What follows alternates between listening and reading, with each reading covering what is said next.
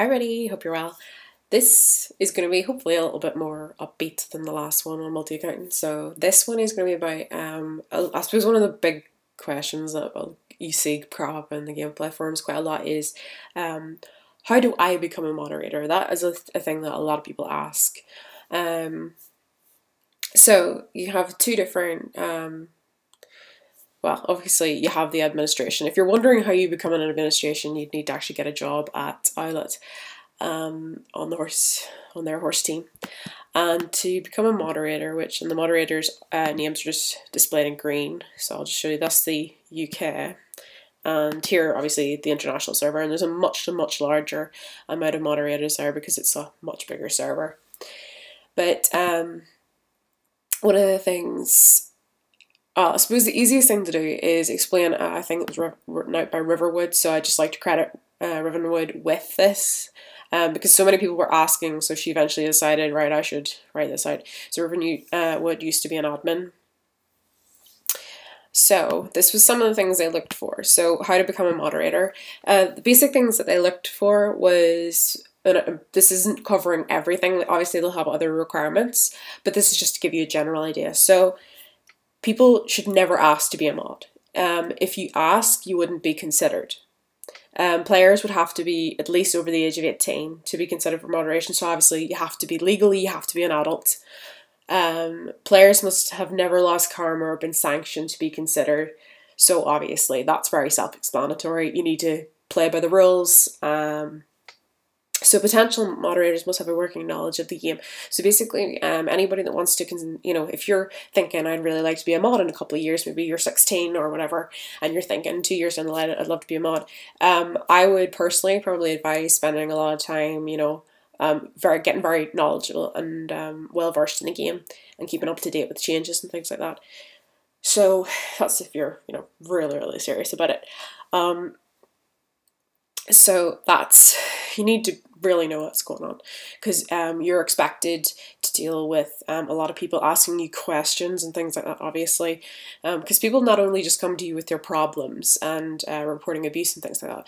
Often mods people go to them for advice or help with their game, so that's why you need a very good working game knowledge. And then the next point is, players considered for moderation must be friendly and helpful to all players, not just the people they like or their friends. So if you're you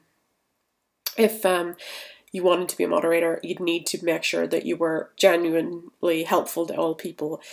And I suppose, as the next point points out, potential moderators must have a lot of patience, because obviously if you're dealing, I can't imagine the amount of stuff that some of the international moderators have to deal with, compared to just a small server like UK. And that's probably why there's so many of them now.